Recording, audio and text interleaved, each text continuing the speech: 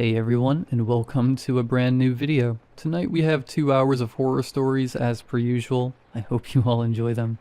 If you do, please be sure to drop a like rating. Let's see if we can reach 1,000 likes on this one. Dropping a like only takes a quick second and it helps out the channel immensely. Subscribing if you are new is also very much appreciated, as I do post content just like this all of the time. Sit back, do whatever it is that you do to relax. Enjoy the 2 hours of uninterrupted horror stories right after the ad break after this intro. There won't be any more after that one. And as always, I hope you all have a great night.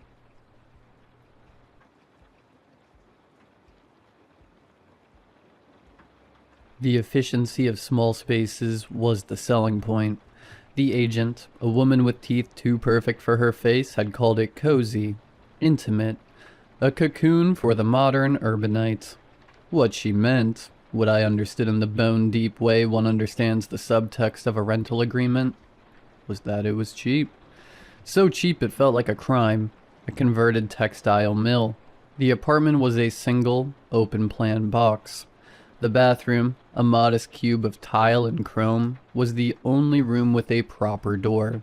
Everything else was a flow, a seamless continuity of concrete floor, exposed brick, and drywall painted the color of old dishwater.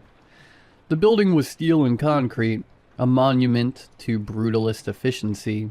It was also, all things considered, fairly silent most of the time. No creaks, no groans, no settling sighs of an old house. The only intrusion was the distant, rhythmic thrum of the HVAC, a sound so constant it became a sort of auditory wallpaper. The first anomaly was the dresser, a simple IKEA melm. It was my only concession to traditional furniture in the otherwise minimalist space. I noticed it on a Tuesday. I'm a creature of habit. When I vacuum, I push the dresser almost exactly 2 inches from the wall to get the wand behind it, and then I return it to its place, flush against the paint. But on this Tuesday, it was 4 inches out. I blinked, pushed it back, figured I'd been distracted, but the next week it was 4 out again, and the week after, it was never more than that. A precise, maddening, consistent amount, as if something was expanding and contracting behind the drywall, pushing it out with a slow, patient pressure. The other sign was the crawl space, a square of plasterboard in the ceiling of the walk-in closet, barely big enough for a child, marked with a simple, recessed pull ring. The building inspector had called it a plumbing access, though the pipes for the unit were clearly routed along the opposite wall. It was an orphan space, an architectural afterthought. I'd pulled on it once, out of curiosity. It didn't budge. A month later, I noticed the ring was greasy, a dark, slick residue that transferred to my fingertips, smelling faintly of machinery and sour sweat. It wasn't oil, it was thicker, more organic, like the lube from a bicycle chain, but with a faint, coppery tang. One night, I went into the bathroom to take a shower and noticed pretty quickly that the small 10-inch transom window above the shower was hinged open. This wasn't too alarming, as I, on occasion, propped it open after taking a shower. Maybe I had forgotten to close it. Then came the sound. It wasn't a ghostly moan or a spectral footstep. It was the wet, muffled percussion of something being forced past its natural limit. The sound of someone cracking their knuckles, but slower, deeper, and with a fleshy, cartilaginous resistance. I'd hear it in the dead of night, a soft pop, pop, pop from the direction of the ceiling, or I'd catch it while watching a movie, a faint series of clicks from within the wall behind the television. I called my landlord, who quickly brushed it off as the pipes, but it was the sound of a body refusing its own shape, a sound that made the ligaments in my own knees ache in its sympathy. I started to sleep less. The efficiency of the space now felt less like a feature, and more like a trap. The bruises appeared on my right forearm and both shins. They weren't the mottled, chaotic marks of a clumsy bump. They were symmetrical, perfectly oval, about the size of a thumb, a deep, sickly purple that faded to a bilious yellow. My doctor, a harried woman with a distracted smile, called them pressure contusions.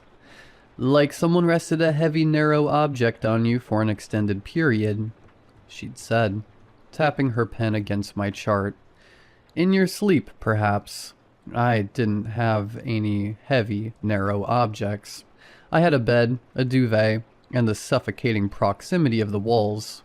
The bruises were the shape of pressure points, the precise spots a hand or feet might rest to anchor a body while it leaned over another, sleeping body in the dark. The realization was so repulsive it felt like a physical blow. I was being handled in my sleep. I started sleeping with a knife next to me. I started leaving markers. A single strand of hair laid carefully across the seam of the crawlspace door.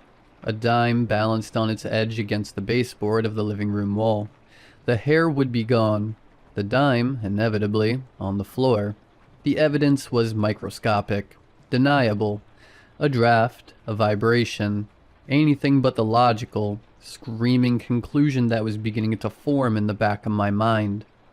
My paranoia became a religion. I cleaned obsessively, not for hygiene, but for intelligence. I was dusting the radiator, a hulking cast iron relic from the building's factory days, when my fingers brushed against something tucked behind it. Not a dust bunny, not a dead insect. A piece of paper. My hands shook as I worked it free. It was a photograph, low resolution and muddy, printed on heavy cardstock. But I swear it was me. It was just blurry enough to be deniable, but I wouldn't believe anything else. Through the dark fuzz, I could just barely see myself asleep in my bed. The angle was high. Looking down from above my bed, I tilted my head back, tracing the line of sight with my own eyes. It came from the ventilation grate, an 8 by 10 inch metal grill set flush with the ceiling. Its slats too narrow to even fit a hand through, and the picture was a clear shot, as though this person somehow removed the grill. I called the police. They arrived 5 minutes later. "I'm not doubting you, ma'am," the officer said. He was young, with a patient, practiced calm that was more infuriating than disbelief. "But there are no signs of forced entry. Nothing wrong with your door. No pry marks on the crawl space. No fingerprints on the radiator." "Because he doesn't use a door," I said, the words tasting like bile in my throat. I was pacing the small space of my apartment, feeling like a specimen under glass. The officer exchanged a look with his partner. It was a look I'd seen before. The look you give the person who is seeing things. The person who is one bad night away from a 5150 hold. "We'll increase patrols in the area," the officer said, the finality in his tone a clear dismissal. After they left, I locked the door. I pushed a chair under the handle, a token barrier against an enemy who didn't believe in doors, as a small comfort. I sat on my bed and stared at the ceiling. I wanted to call my family. I wanted to leave, but give some issues I don't want to mention. I didn't have that option. A few nights later, I was half drunk on cheap whiskey, the bottle sweating on my nightstand. I was listening. The building was so quiet tonight. The HVAC, the background noise that had become my anchor, was silent. I listened for the clicking, for the wet, muffled pops. There was nothing. The silence was worse. It was the silence of something holding its breath. I had to get out, just for a few minutes. I pulled on my shoes, the movement feeling clumsy and loud in the stillness. I turned off the lights. The building hallway was a tomb of concrete and echoing footsteps. The heavy steel door of the building groaned shut behind me, and I felt a pang of something that was almost relief. The night air was cool on my face. I just needed to walk around the block to feel open space.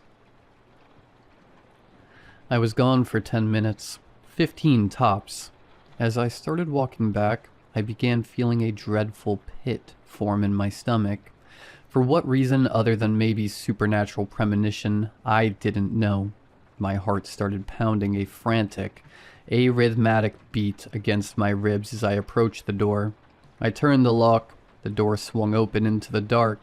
The apartment was just as I'd left it. Almost. The light in the kitchen was on, a single bare bulb over the sink, casting a jaundiced, sterile glow. I never left that light on. My breath hitched in my throat. I was frozen in the doorway, my hand still on the knob. The apartment was silent, but it wasn't the empty silence of before. This was a heavy, anticipating silence, the silence of a predator lying in wait. My eyes darted around the room. Everything was in its right place. The bed was unmade, just as I'd left it. The dresser was flush against the wall, but the kitchen light was on. I took a step inside, my sneakers squeaking on the concrete floor. I needed a weapon. I needed to get to the kitchen. My kitchen knife block was on the counter, right next to the sink. I crept forward, each step a deliberate, nerve-wracking calculation. I could see the knife block now, the chef's knife, its dark wooden handle a beacon of hope. I was almost there. My eyes scanned the room looking for anything out of place. And that's when I saw it.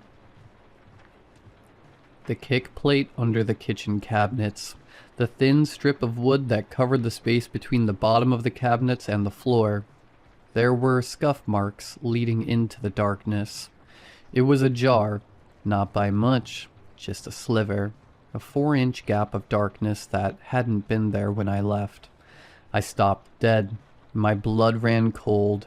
I couldn't breathe. My eyes were locked on that gap, that impossible, narrow gap, a space too small for anything bigger than a small animal, let alone a grown man. I held my breath. I listened. And then I saw it. A hand. It had unnaturally long, spidery fingers, each one tipped with a grime-encrusted nail. The skin was pale, almost translucent, stretched taut over delicate bones. It moved with a strange, twitchy deliberateness akin to a bastardized claymation figure. It slid out from the gap, its palm flat against the floor. Then another hand joined it.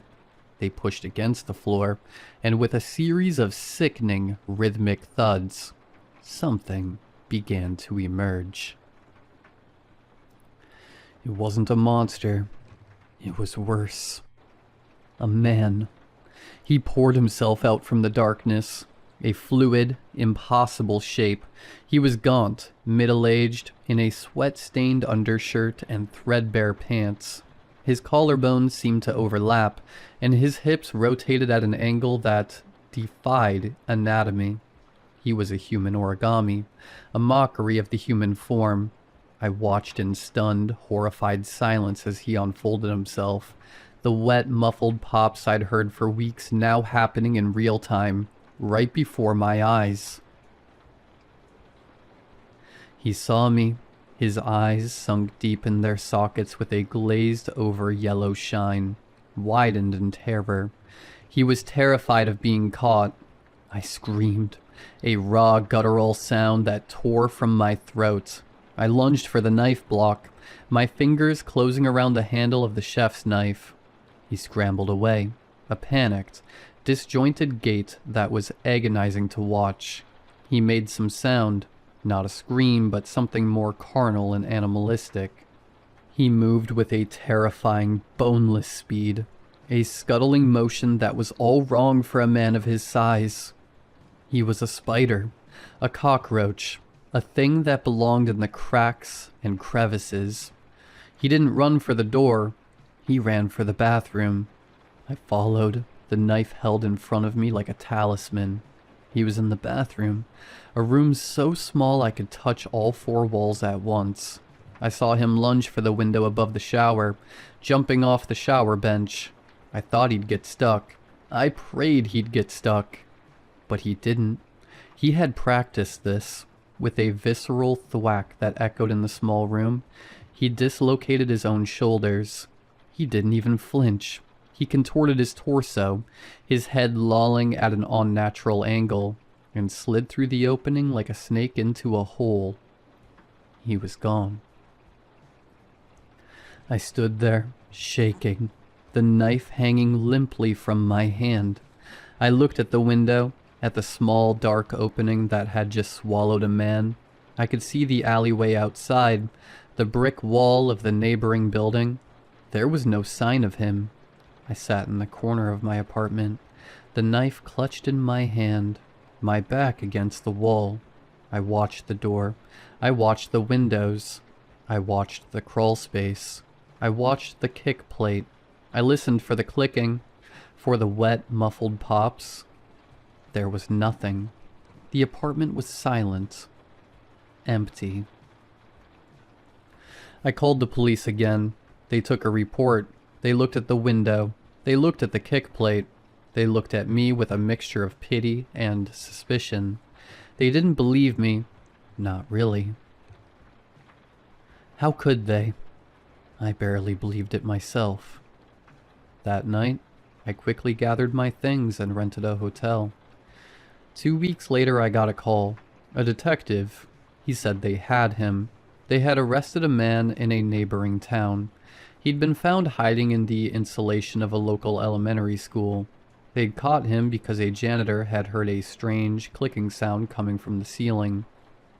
His name was Reuben Cook, a 44-year-old former tunnel rat from a specialized demolition crew, a man with a rare connective tissue disorder, a disorder that made his joints hyper-flexible, his skin unnaturally elastic, a man who could fold himself into spaces no human should ever be able to occupy.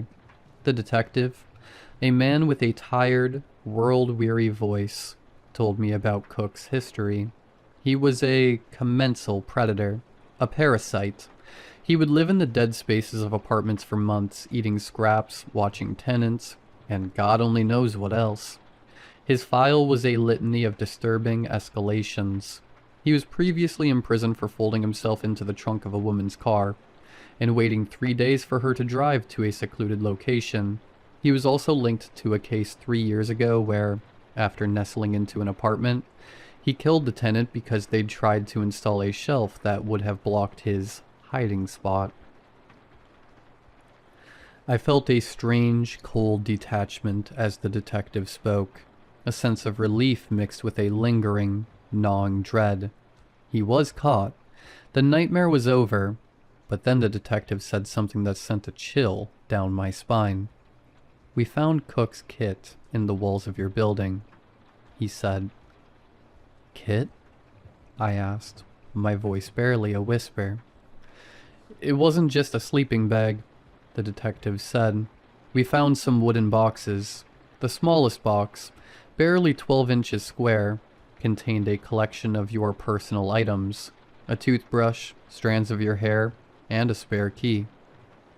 I felt the blood drain from my face. My spare key? I'd lost it months ago. I'd torn my apartment apart looking for it. I'd even had the locks changed. A useless, hollow gesture. He'd had the key all along. He could have come and gone as he pleased. But he didn't. He chose to stay in the walls. He chose to be a ghost. Even more, I wondered if he took my hair when I was asleep and most vulnerable. Had that been the reason for my bruises? His strange desire to collect my hair. And why my toothbrush? The medical exam on Cook was strange, the detective continued, his voice dropping to a low, confidential tone. He didn't just have a condition. He had surgically removed his own floating ribs and shaved down his pelvic bone. He didn't want to be a man anymore. He wanted to be a shape. And he's been in your walls since the day you signed the lease. The lease. The cheap, too good to be true lease. The one I signed in a hurry. The one I didn't read as carefully as I should have. The one that had bound me to this place, this prison, for a year. A year of being watched. A year of being a specimen in a cage I didn't even know I was in. I hung up the phone without saying goodbye. I couldn't breathe. The hotel room, with its generic art and beige carpet, felt like it was closing in on me. I'm in a new house now. Though small, it had a wide open floor plan with no crawl spaces. No attic, no basement. Just space. Empty, blessed space. I have a security system. I have a puppy. I have a therapist. I have everything a person is supposed to have to feel safe. But it's not enough. My friends haven't helped much. They began giving him names as if it were all a joke. Flat Stanley, one joked at a dinner party, eliciting a wave of laughter. Another called him the Origami Man. That one stuck with me and permeated my mind more and more each day. I know they mean well, but they can't understand. The memory is a parasite, burrowing deeper into my brain with each passing day. I can't sleep without the lights on. I can't take a shower without the bathroom door locked and 911 on speed dial. I can't be without a weapon by my side. I can't walk past a ventilation grate without feeling a phantom pressure on my skin. I feel an itch on my scalp, a ghostly sensation of a lock of hair being pulled. I can still smell the sour, coppery tang of the grease on the crawlspace pull ring. Last night, I heard the house settle. A soft groan from the floorboards. A gentle creak from the ceiling. I was out of bed in an instant, my heart pounding in my chest. I grabbed a ruler from my desk and started measuring. The gap under the front door, the space between the floor and the baseboards, the clearance under the kitchen cabinets. I measured everything, my hands shaking, my breath catching in my throat. The rational part of my brain knew it was just the house, just the normal sounds of a structure adjusting to the temperature and humidity. But the other part of my brain, the part that had been rewired by Cook, knew better. It knew that a man doesn't need a door to enter a room. It knew that a man doesn't need lots of space to exist. It knew that the world was full of cracks and crevices, of dead spaces and forgotten corners.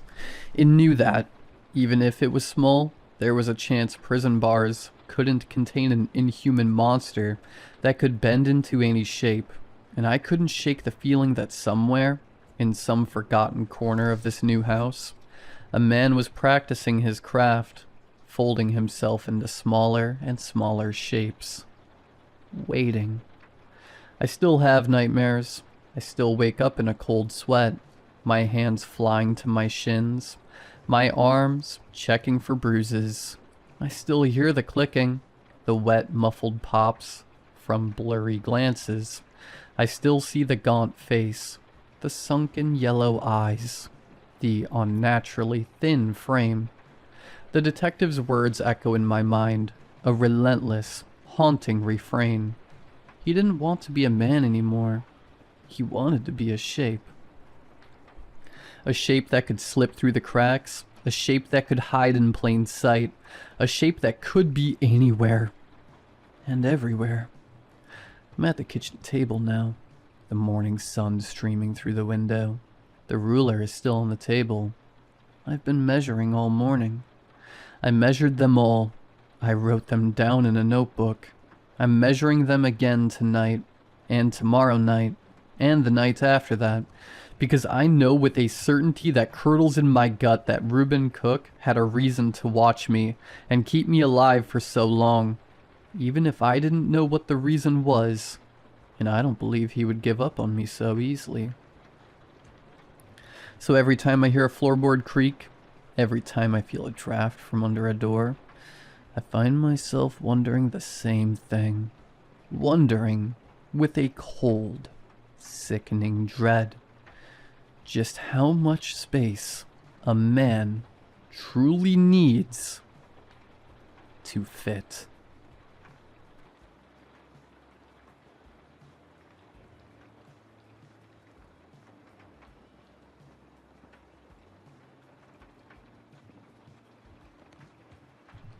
I've always been a creature of habit. Wake up at 5:30 a.m., brew a pot of black coffee strong enough to strip paint, and head out to whatever dead-end job pays the bills. For the past 6 months, that job has been at Oceanic Delicacies, a sprawling warehouse on the outskirts of Port Haven, a foggy coastal town in Maine where the air always smells like salt and decay. The gig? Quality control tester for shrimp. Yeah, you heard that right. My job is to eat shrimp. Or at least, what I thought was shrimp. It started innocently enough. I saw the ad on a job board online. No experience necessary. Competitive pay. Must have a strong stomach and no seafood allergies. I figured why not? I've been laid off from my last position at a cannery. Something about automation replacing human hands, and my savings were dwindling faster than the tide recedes. The interview was a joke. A quick chat with a bored HR rep named Marlene, who handed me a form and a pen. "Sign here and you're in," she said. Her eyes glazed like she'd repeated the line 1,000 times. The warehouse was massive, a labyrinth of conveyor belts, humming freezers, and the constant clatter of machinery. My station was in a sterile white room at the back, isolated from the main floor. It was called the tasting lab, but it felt more like a clinical exam room. Fluorescent lights buzzing overhead, a metal table with a stool, and a one-way mirror on the wall that I swore someone was always watching from behind. Every day, I'd clock in, don a hairnet and gloves, and wait for the samples. The process was simple. A slot in the wall would open, and a tray would slide out with 10 to 15 shrimp, peeled and deveined, sometimes raw, sometimes cooked in various seasonings. I'd eat them one by one, noting texture, flavor, freshness on a digital tablet. Too salty? Mark it. Rubbery? Flag it. Off-putting aftertaste? Report it. Then the tray would retract and another would appear. 8 hours a day, 5 days a week. It was monotonous, but the pay was $25 an hour, plus benefits. In Port Haven, that was a king's ransom. At first I loved it. Shrimp had always been a guilty pleasure. Cocktail shrimp at parties, shrimp scampi on date nights back when I had those. The samples were premium, plump, juicy, with that briny snap you only get from fresh catch. I'd chew slowly, savoring the burst of ocean flavor, the subtle sweetness beneath the salt. My notes were glowing, excellent firmness, perfect balance of umami, no fishy undertone. I even started dreaming about shrimp, endless platters floating in a sea of cocktail sauce. But around week 3, things got weird. It started with the textures. One batch felt off, like the meat was too fibrous, almost stringy, as if threads of something tougher were woven in. I noted it, slightly chewy, possible overprocessing. The next day, another tray came with shrimp that wiggled faintly when I picked them up. I blinked thinking it was a trick of the light, but no.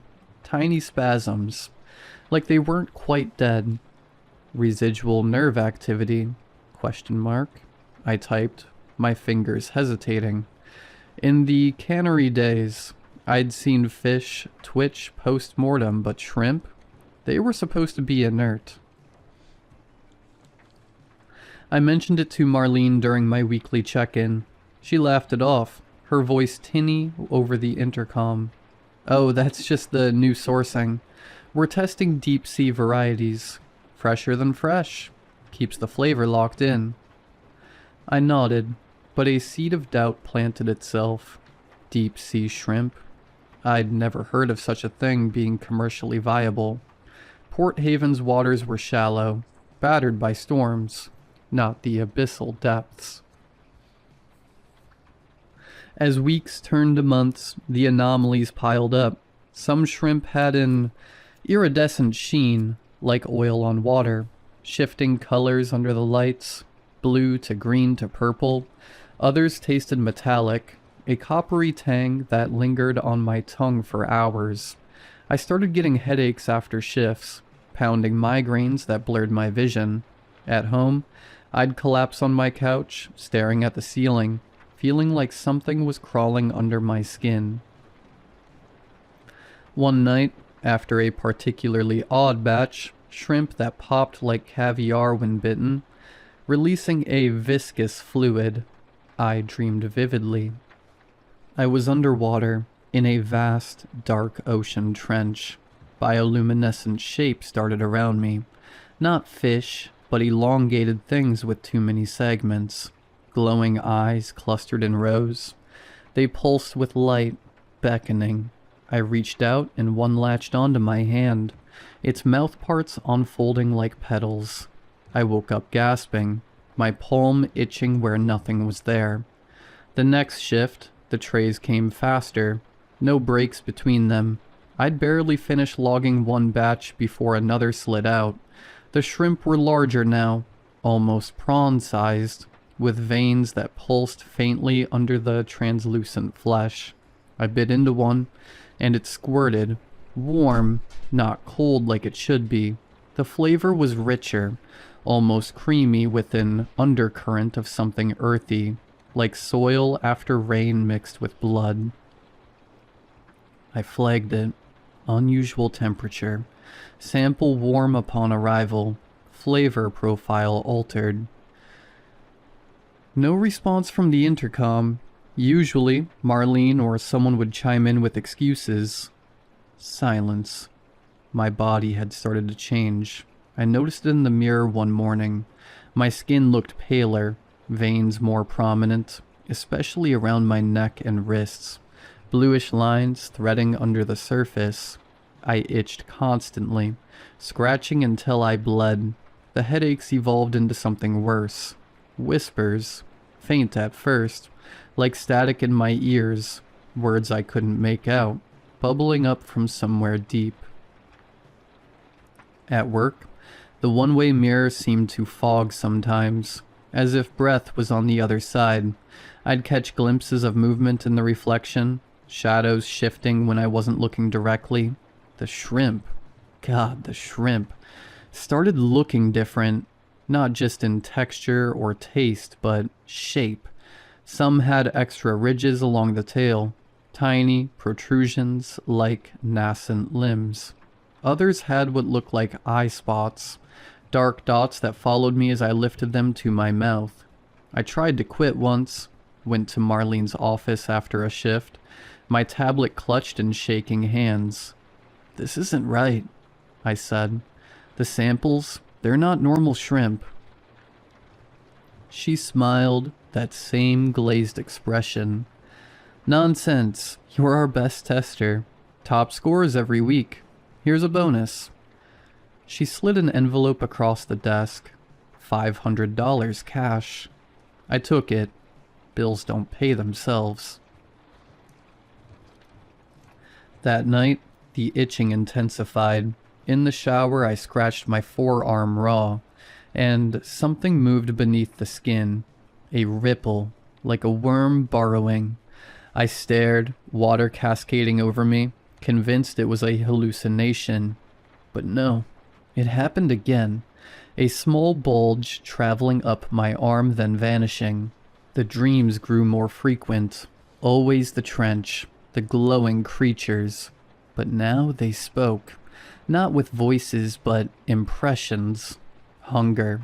Ancient patience. A promise of belonging.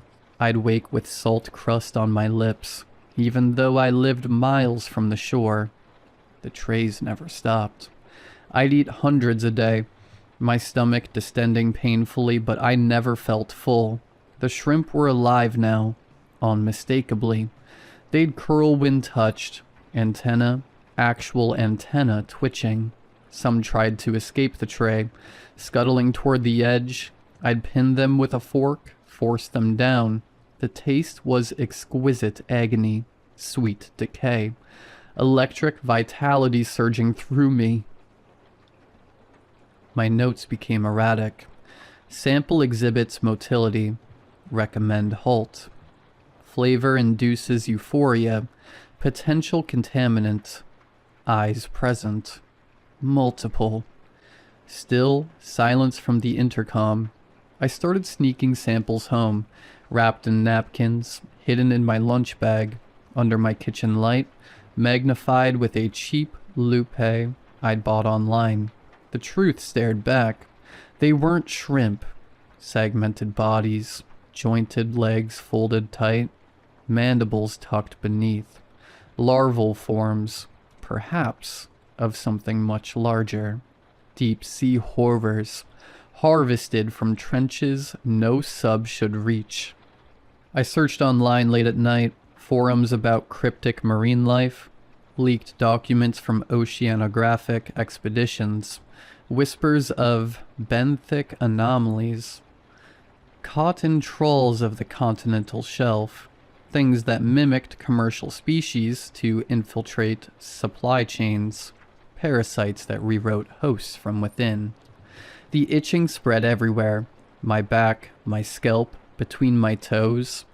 In the mirror, my eyes had changed, pupils slightly elongated, irises flecked with that same iridescence. One shift, the plot opened, but no tray came. Instead, a voice, finally, from the intercom. Not Marlene's.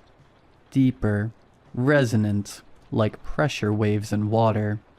You've adapted well. Integration phase complete. The lights dimmed, the one-way mirror cleaned, revealing not a observation room, but darkness, an abyss, lit by faint bioluminescence. Shapes moved beyond, massive, segmented, familiar. I looked down at my hands, the skin split painlessly, peeling back like a shell. Beneath, something pale and jointed flexed. Legs. Feelers. The tray arrived then, empty, an invitation. I understood. My job wasn't to test shrimp. It was to become the vessel, to carry them inland. Spread the brood. The whispers clarified. We are the tide that returns. You are the bridge. I stepped toward the slot. It widened, accommodating. The air grew cold, briny. As I crossed the threshold into the wet dark beyond the wall, I felt the last of the old me slough away. Hunger remained, the eternal, patient hunger. Back in the lab, a new stool waited, a new tablet. Soon, another applicant would sign the form. I'm laying on this plate, waiting for them.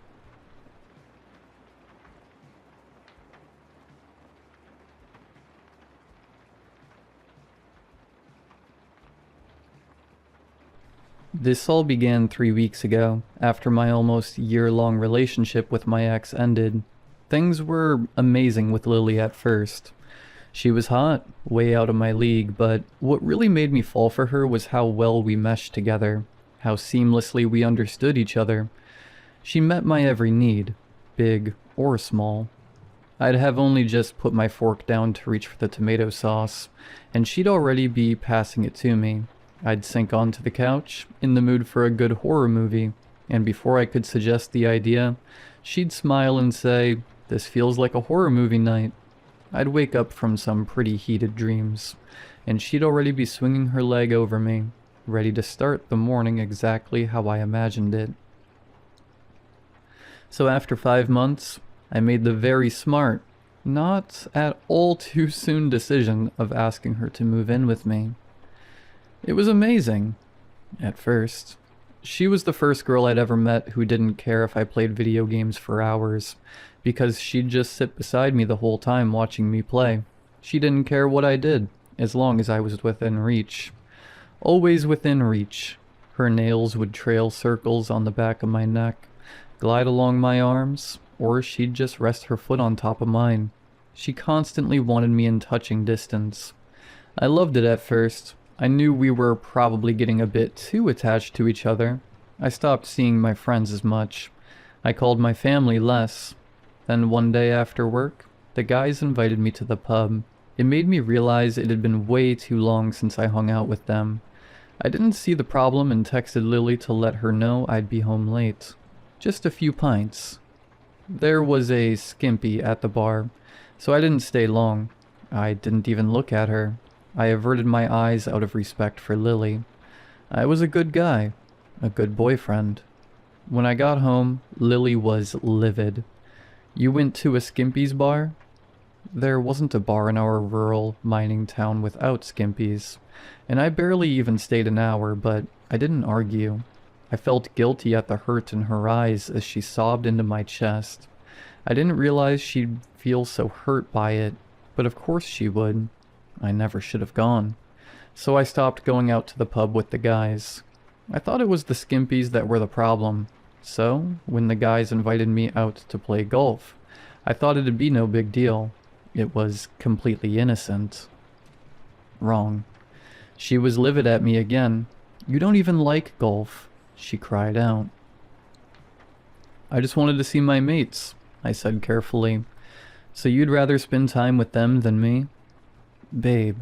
I was shocked seeing this insecure side of her I'd never seen before, and definitely a little put off. Was she being serious? I am allowed to see my mates, right? I said it slowly, hoping it'd make her understand how ridiculous she was being. And it did. She sighed, her anger dissipating, replaced by the sort of sadness that reminded me of a kicked puppy. It made my stomach clench in guilt. I'm sorry. I just missed you, she said. After that, she stopped being livid whenever I went out without her. Instead, she punished me quietly. If I came home from playing pool at a mate's house, she'd barely look at me, barely speak. I'd feel sick with guilt even though I knew I'd done nothing wrong. The breaking point was lunch with my mom. I got home, and she gave me the exact same attitude she always did, acting all cold and distant and miserable, which in turn made me miserable. I'd had enough. I was sick of it. Are you serious, Lily? You're seriously going to make me feel bad about seeing my own mother, the woman who gave birth to me? I'm sorry, she said, tears in her eyes. I just get jealous. Of my mom? That's insane. She stepped closer. Well, maybe. Maybe I just want you all to myself. Is that really so bad? She murmured softly. For a moment, I was in a trance, forgetting why I was mad in the first place as she stared up at me from under her lashes. Her soft lips pressed into a little pout. I knew if she touched me, I'd cave, so I stepped back. I don't think I can do this anymore, I said quietly, refusing to meet her eyes. If I did, I wouldn't be able to say it. I think we need a break. A break? She scoffed. Or a break up. I didn't answer. Let me make the decision for you, she said. Good luck finding anyone else who understands you like I do. She packed her things and left. I stayed silent even though one word from me would have stopped her, even though I wanted to stop her. This was for the best, for me and for her. She was too attached. It wasn't healthy for either of us. The weekend was hell. I'd sit in front of my console, staring at the loading screen, remembering her fingers in my hair, her constant touch, her steady, comforting presence. And then the house would feel unbearably empty. When I went back to work, everyone could tell I was in a foul mood. At the time, I didn't notice anything strange about that day. Looking back now, I don't know how I missed it. Everything alright, mate? You and your missus have a fight? Greg, my older manager, asked. He was a good bloke. Always had been. I messed it all up. I mumbled without thinking.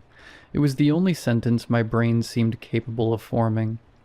Oh, you're both doing well then? That's great, mate. Must just be a bit hungover, hey? Greg said with a wink. I frowned at him, but I was too wrapped up in my own head to notice how little sense his response made. It wasn't until the next shift that I really started paying attention. Jerry and the boys are meeting at the pub later. Joining us, Harry? Lachlan asked. I blinked.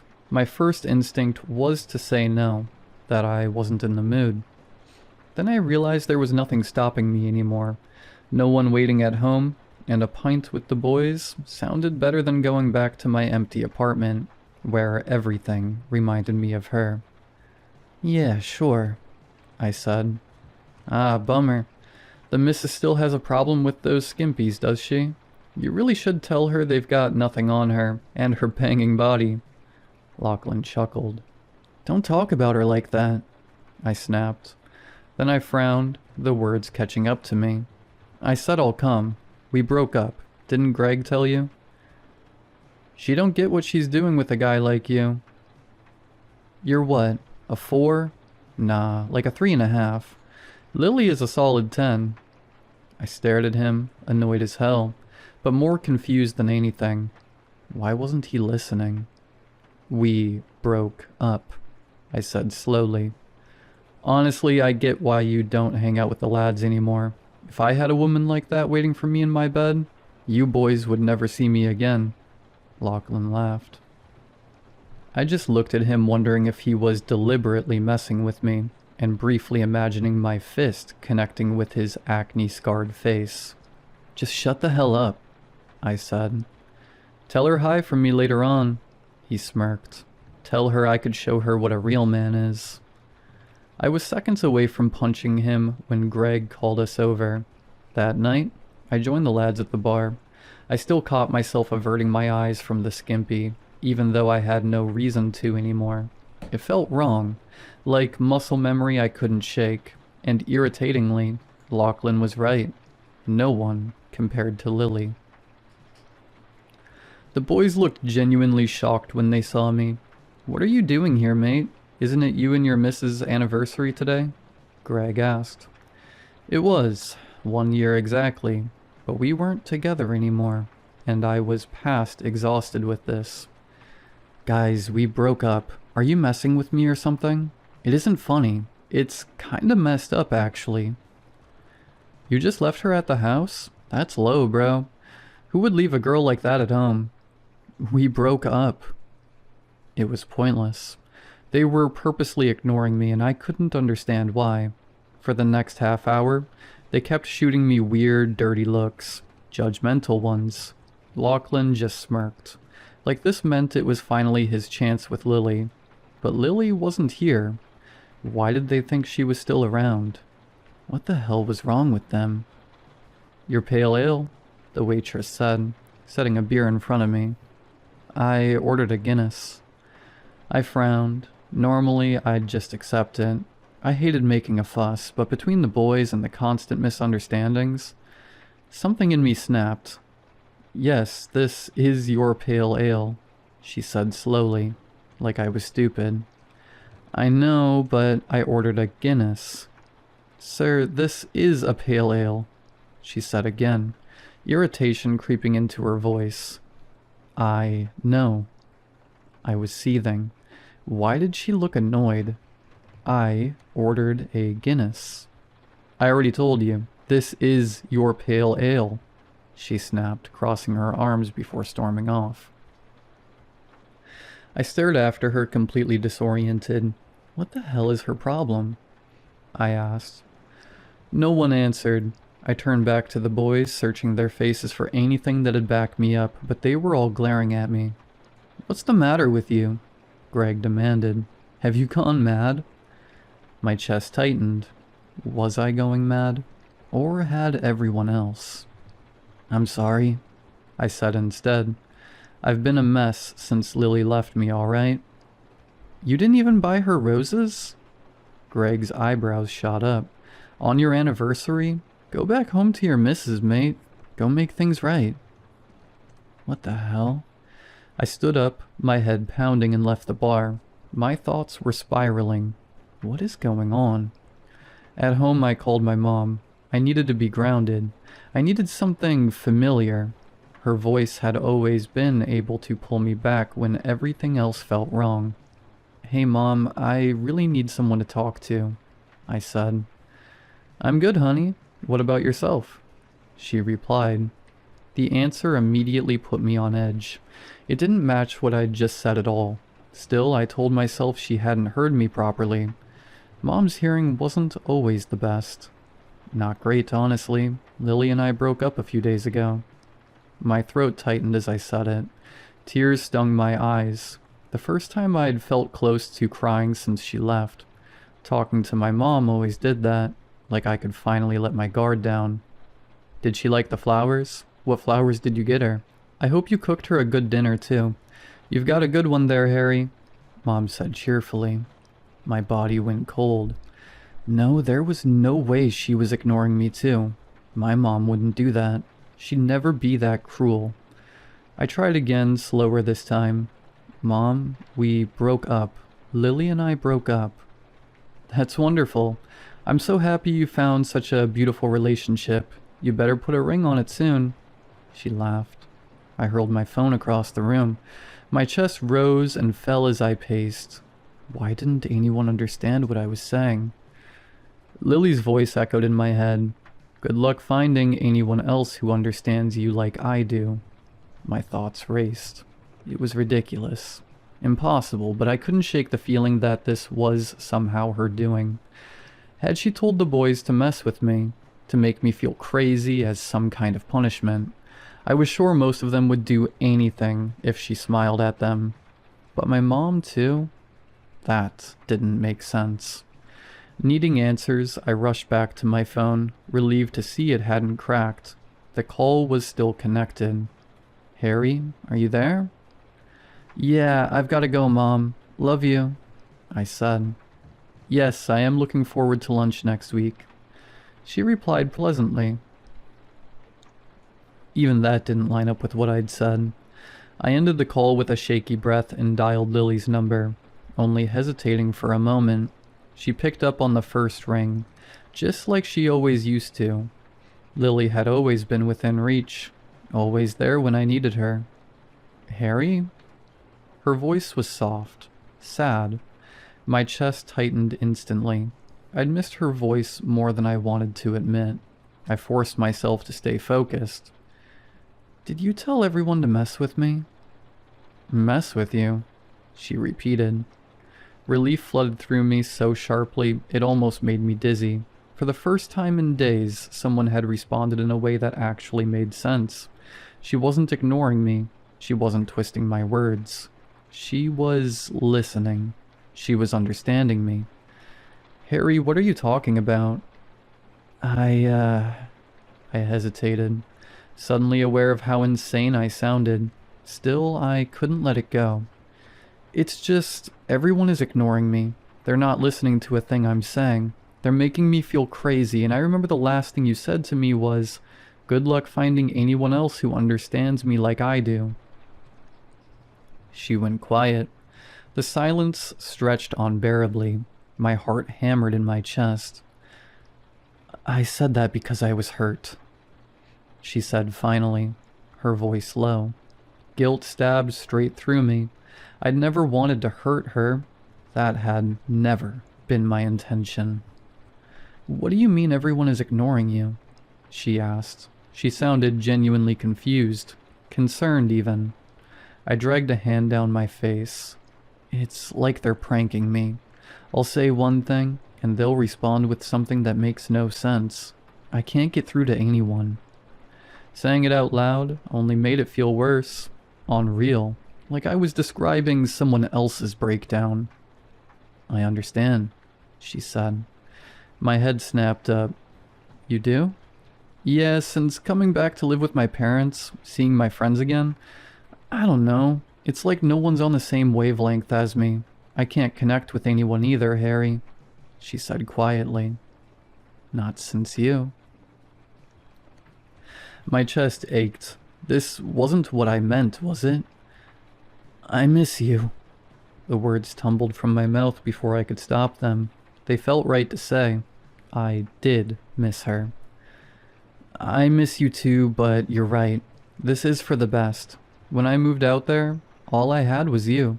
I guess I got pretty attached. It was hard to make friends. I was jealous you had so many people, and all I had was you. She sighed, and the sound twisted something deep in me. I remembered those moments clearly now. Her jealousy, her insecurity. I'd always brushed it off, but I'd lived in this town my whole life. She'd left everything behind for me. Family, friends, her entire support system. Of course she'd clung to me. Why had that ever felt like a problem? Why hadn't I just brought her along more, instead of insisting on doing my own thing? The more I thought about it, the less sense our breakup made. The unease I'd felt around her dissolved, replaced by regret, so sharp it made my chest hurt. I want you back, Lily. I'm so sorry for neglecting your feelings. I was a shit boyfriend, I said. I want you back too. Hope surged through me, but I think we need a little more space. It's nice being around friends and family again. I am remembering who I was before you. Something inside me cracked. I didn't want her to remember who she was before me. I didn't want her to be okay without me. I wasn't okay without her. Give it another week, then I'll come visit and see if we still have something, she suggested. The thought of another week without her made my chest ache, but I swallowed it down. Okay. That whole week, the only thing keeping me sane was knowing I'd see her again soon. The insanity never stopped. People continued misunderstanding every word I said. Everyone still acted like Lily and I were together, like nothing was wrong. I'd order a chicken parmy at a restaurant and get spaghetti instead. And then finally, she came back. I picked her up from the train station and scooped her into my arms. She was just as stunning as ever, smelling amazing despite being in a stuffy train for 7 hours. Her laughter was like music in my ears. I'd never been more ecstatic in my life. We spent most of the evening in bed, and when we were physically exhausted, I rolled over to look at her and said, I'm never letting you out of my sight again. Finally, you know how I feel.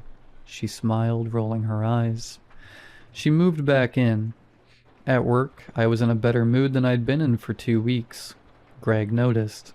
Someone's happy. Yeah, I said, accepting that people were going to misinterpret everything I said these days. I didn't care anymore. I had my beautiful girl back. I got her back, I said with a happy sigh. Greg frowned.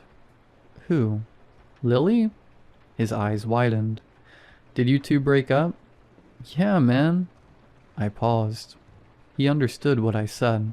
He actually replied with something that made sense for once. I narrowed my eyes. So you were messing with me. Greg looked at me like I was an idiot. Messing with you? Man, what are you talking about? All those times I told you we'd broken up, you did hear what I said, didn't you? I accused. Mate, He paused, furrowing his brows like he was confused now. Huh, that's weird. What? I scoffed. You did tell us, he said in a sudden, shocked realization. You said it to Jerry 5 times in a row. We broke up. That was when I had decided to just mess with them back a few days ago. I'd stared at Jerry with a flat look and repeated it robotically, and he just chuckled and said, Yeah, I guess the weather is nice today, man. Weird. I swore you were going on about some other thing, Greg said. Wait, you said to me you pooped your pants. I almost laughed. That was also when I was messing with them. I just looked Greg directly in the eye and said, I pooped myself, to see how far he'd take this weird prank. But he just clapped me on the shoulder and said, "That's great news, man." I stared at Greg, a cold, uncomfortable feeling washing over me, at the genuine confusion on his face. "Dude, we thought you were losing your mind. Why did I think it was normal for you to say, 'Let's go golfing'? You hate golfing. You'd never suggest that. What the hell?" He stepped back, looking like he wanted to vomit. "I feel weird, man," he said. "Are you okay?" I asked, genuinely concerned. "Yeah." He furrowed his brows and gave me a weird look. "Let's, get back to work." It stuck with me all afternoon. They had all been genuinely hearing things I wasn't saying. The other guys started understanding me again too. Even they seemed creeped out by something. "It's like some voodoo stuff," I heard Jerry mutter to Lachlan. Lachlan almost looked scared when he looked at me now. I didn't let it spoil my mood. I was a little weirded out, sure, but I had my beautiful girl back. Everything felt right again. "How was your day?" Lily asked when I came home. I hugged her immediately and breathed her in. She was like a drug. Her scent, her warmth, her entire body relaxed. Good, but a lot better now. Over the week, the boys invited me out more than usual. They were persistent, but I refused every time. All I wanted was to be with Lily. I canceled plans with Mom. I wanted to spend every minute with her. I even started thinking about quitting my well-paying job for a remote one so I could stay home. Anything to be surrounded by her. Until one day, the boys cornered me at work. They all looked worried, even Lachlan. "Something's happening to you, man," Jerry said. "And it's because of Lily." "What?" I laughed, shaking my head. He stayed serious. "What do you even know about her?" The question hit me like a punch. "What do you mean?" "I mean, what does she do? Does she work? Where does her family live? How did you meet?" Greg asked. My mind went blank. I didn't have answers to any of it, but that wasn't the worst part. A strange part of me, something old and buried, screamed that something was wrong, like a threat hovering just out of sight. "She doesn't work," I said. "Does she?" I wasn't sure. "I make more than enough to support us both," I shrugged. "Besides, she's easy to provide for, and she catches the train to see her family, so obviously they must live in the city." "You don't know where her parents live?" Jerry demanded. "Have you ever even met them?" Of course I had. Had I? My stomach twisted. "When did you pick her up from the train?" Lachlan suddenly asked. I frowned. Why would he ask that? "On Saturday," I said. All their faces drained of color. "Seriously, what is wrong with you guys?" I asked. "The train doesn't run on Saturdays, Harry," Greg said, looking sick again. "So what are you saying?" I folded my arms. "She's been lying to you, and she's doing something really weird to you, and us. We didn't understand what you were saying for a full week, Harry. Do you know how freaky that is? And now, when we think back on that week, it's like there was an evil presence with us. Something controlling us. Something wrong with that chick." "Don't talk about her like that," I spat. "How did you meet her, Harry?" Greg repeated. "I don't know," I snapped. They all looked at each other like I'd just confirmed something for them. "You need to get away from her. She's some sort of..." Jerry trailed off, like he knew the word he was about to say sounded ridiculous even to him. "Screw this. I'm leaving early." I turned away from them. "We've never even met her, Harry. I could have sworn we had, but we haven't. Has your mom even met her?"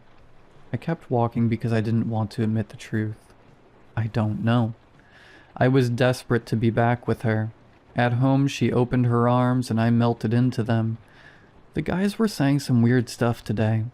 I mumbled into her hair. "Just ignore them, baby. They'll never understand what we have." She hummed. I took a few days off work. The boys blew up my phone, but I told them to leave me alone. One night, I was looking for my hoodie. My favorite hoodie. It was cold and I needed it. I wondered where it could be when I noticed, for the first time, the room. It was just a normal room at the end of the hallway, but I'd never seen it before in my life. I blinked. How could I not know there was a whole room in my own apartment? I went inside. It was small, a basic spare room, with a bed, a desk, a wardrobe. But in the middle of the floor, a triangle of candles was laid out, and in the center of it sat my hoodie. My favorite book, the one I'd been missing for months, and my toothbrush, also missing for weeks. I stared at them in shock, stepping closer. "Don't touch anything. Come back to bed, baby," her voice said behind me. I turned, and even though unease crept in, I couldn't help but smile at her cute, sleepy face. "What is all this?" I asked slowly in some sort of haze. She shrugged. My eyes flicked back to the bed, and a strange thought hit me, almost funny. "Lily, when you left," I began, "did you ever actually leave?" She chuckled. "Of course I didn't, Harry. I'd never leave you. You'll always be within my reach." I went back to bed, and now as she sleeps beside me, I'm typing this out on my phone. There's a part of me that knows something is wrong, that I'm under some kind of spell. I can feel the small voice in my head telling me to get out. But it's getting quieter. Maybe the boys are right. Maybe I know they are. But has she really done anything I don't want? She wants me forever. I want her forever. I suppose the only reason I'm writing this at all is because I'm afraid I'll forget I ever felt differently. Because I feel really forgetful these days. And maybe I just want to see what other people think. If a beautiful girl wants me all to herself, every day for the rest of my life, is that really so bad? It's what I want, isn't it?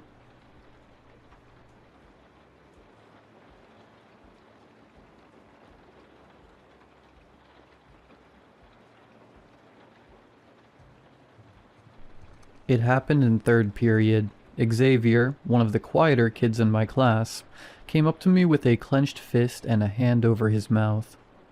"Mr. Stanley?" He sputtered out a muffled cry into his palm and held his closed fist up to me. "What's up?" He unfurled his fist, revealing 4 bloody teeth in his palm. "I think I need to go to the nurse." He uncovered his mouth. His front teeth were missing, along with his bottom ones. The lines between his teeth were filled with dark red. Oh my god. I cringed at the sight. "Go to the nurse, Xavier. Take my tissues," I told him. I had encountered a few kids having a tooth fall out when I taught 2nd grade. This was my first year teaching high school. Kids shouldn't be losing teeth unless they were getting into fights. Right as I handed him the hall pass, Jayla yelled from across the class, exclaiming that her back tooth came out. Then it was Albert, then Anthony, then Megan, then Sam, until the whole class was losing teeth. They cried but kept wiggling at their teeth. Tiny little taps rung out on each student's desk. I passed the storage of Kleenex boxes around the class, making sure each kid got a few.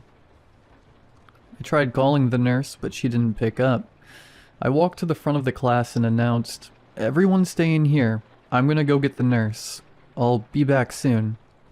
It seemed like all the other teachers had the same idea.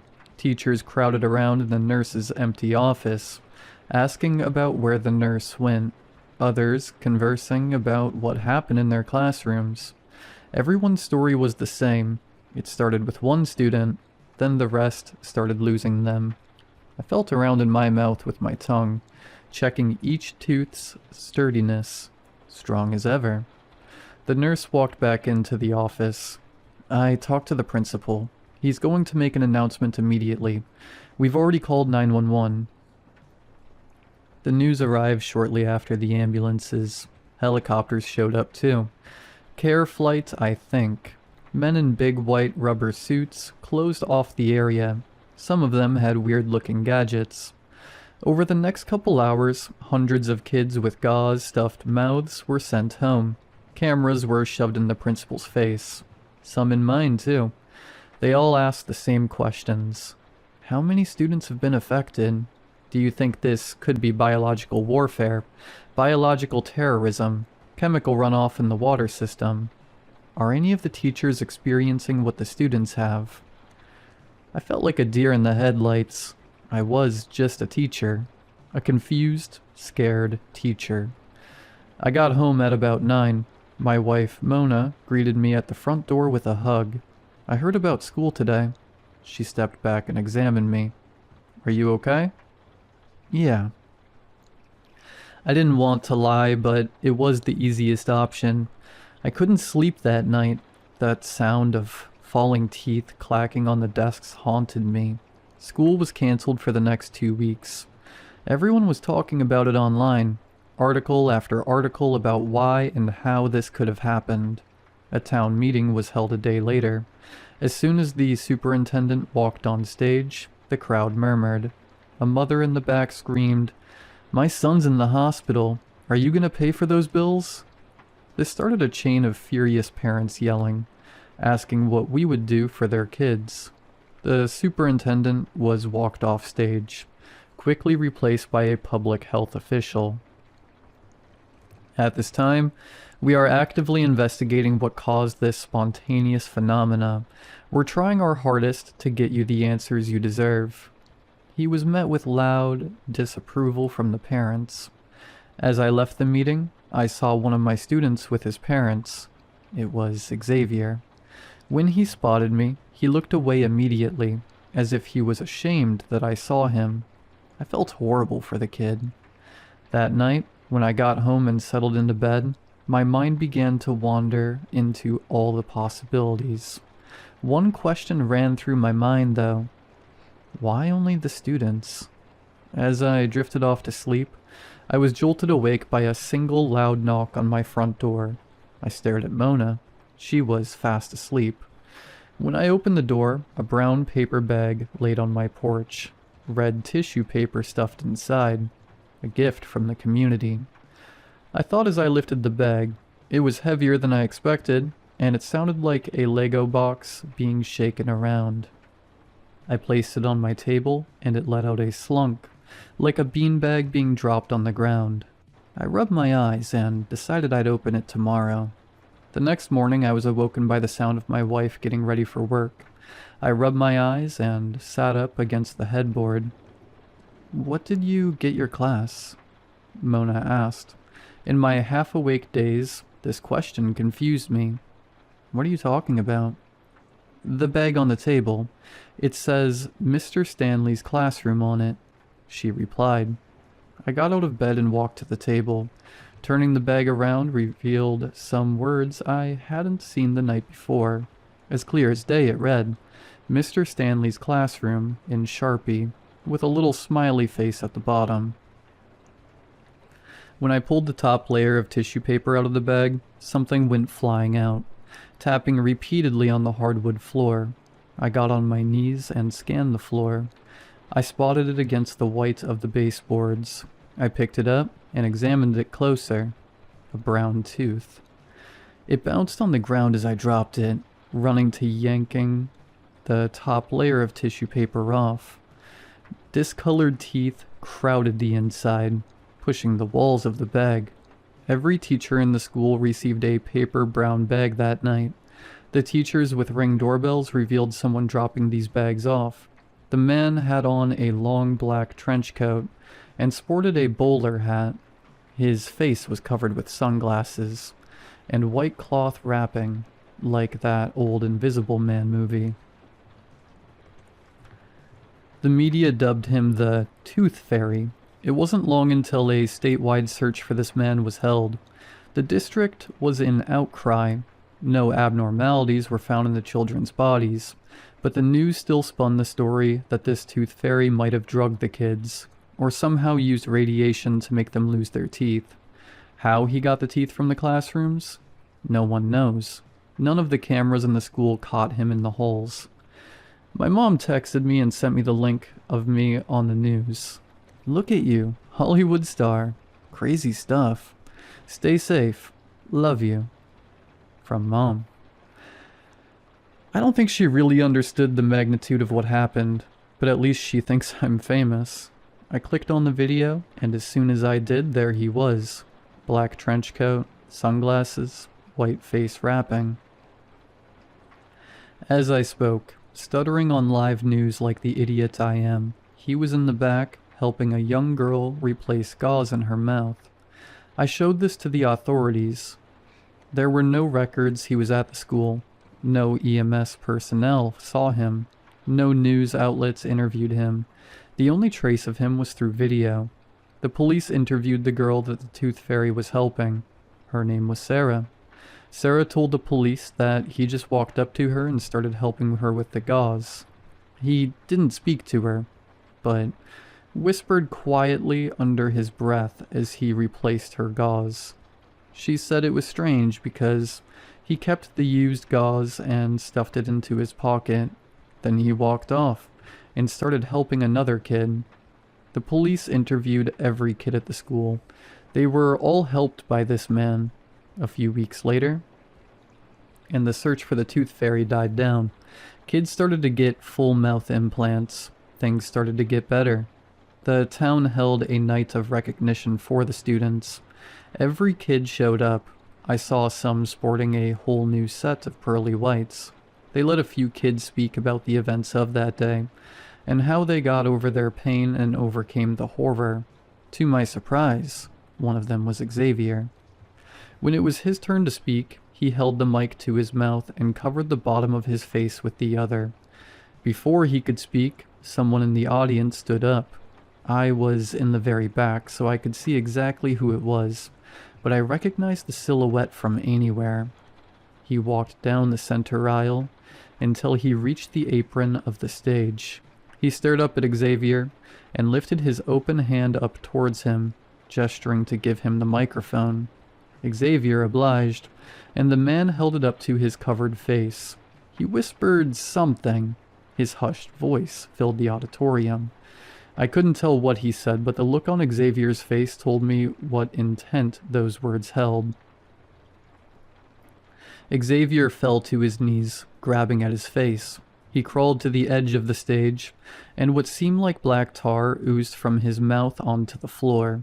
He let out a blood-curdling scream. Some people in the front row ran up to help him, and so did I. As I ran down the aisle to aid Xavier, I noticed the rest of the kids in the auditorium were struggling as well. Every kid was grabbing at their mouths and crying. It wasn't until I got to Xavier that I realized why. His teeth were growing back. Horrible jagged thorns ruptured out from his gums. I looked around. All of the kids' mouths were now filled with a pink inflamed mess and crooked white razors. I just stood there in shock and ran out of the auditorium. I heard more screams come from behind the closed doors. These weren't pain, it was confusion, desperation, parents yelling out for their kids. I didn't see what happened in there, but I quickly found out. They closed down the school after that night. No one knew where they went.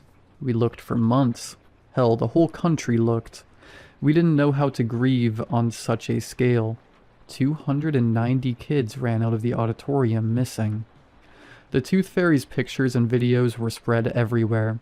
I saw him online every day for weeks. People in town made up stories about possession, a mass pagan ritual planned by the students. Some said the devil got them.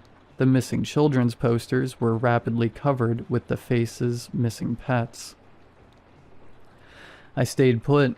My wife had such a great job in town, and I couldn't take that away from her. I think it was good that we stayed, if it meant it would get us even an inch closer to finding those kids. I'd spend every waking minute looking. When the search parties waned, I persisted. I'd go in the morning with a bag of food and my flashlight, hoping we could find even one of them. The town forced itself to move on, The high school had to open back up for the incoming freshmen at the middle school. I started seeing parents in public again. They'd shoot me a wave and a smile, and I'd reply back with the same. The town was healing. It was. I say that because last night, my molars fell out, then my canines, then my front teeth. I called 911, but no one answered. Every line was busy. It seemed like all the other teachers had the same idea.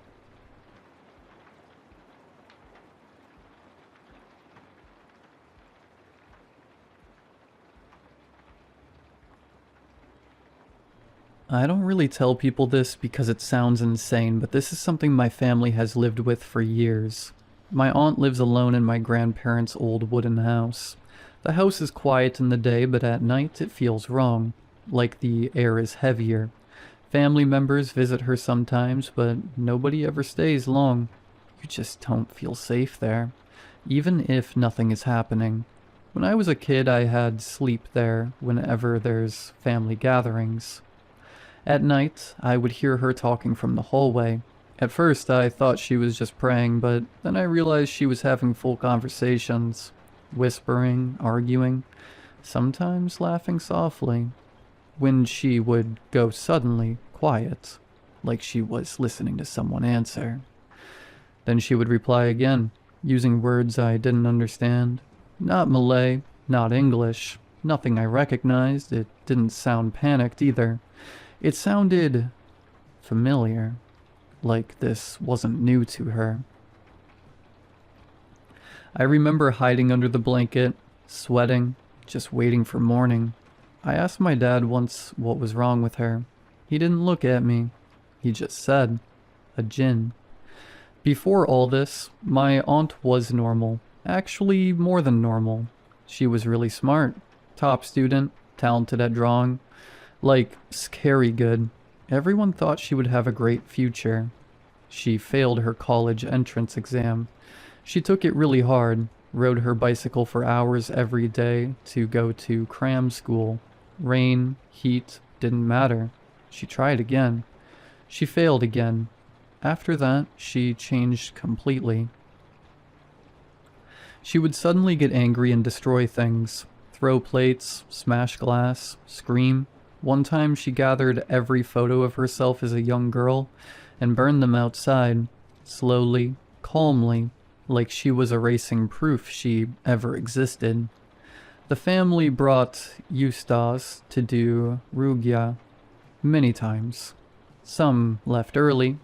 One of them said the thing inside her had already settled in her heart, that it wasn't just attached anymore. Then one night she spoke in a voice that was not hers, lower, slower, very confident. She said there was a keris hidden in the house, and told them exactly where it was, a place nobody remembered.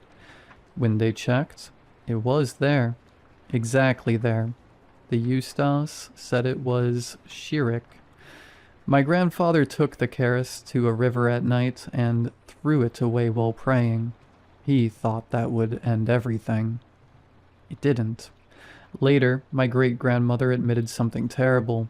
My great-grandfather had been feeding a jinn for years. Offerings, rituals. He wanted to pass it down to his sons. My grandfather refused, so it went to my aunt instead. They sent her to a mental hospital. Doctors checked her and said she was sane. She told them calmly, "I'm not crazy. The minister wants me. He wants to marry me." Even now, at night, you can hear her whispering prayers, crying, then stopping suddenly like she's listening, then answering back. Old people say during British rule some people made pacts with jinn for protection and power. They didn't understand you can't control something like that. You don't borrow power. You invite something to stay. My grandfather tried to break it by trusting only Allah. But that house is still not quiet at night, and whatever is there sounds like it's been there for a very long time. Edit.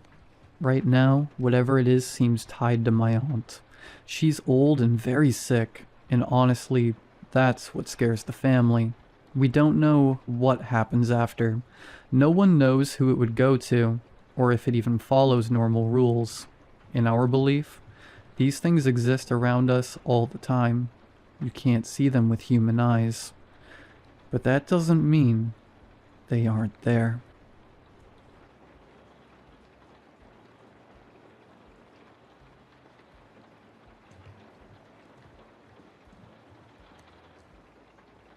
Senior year of college. My previous roommate graduated and moved back home to save money.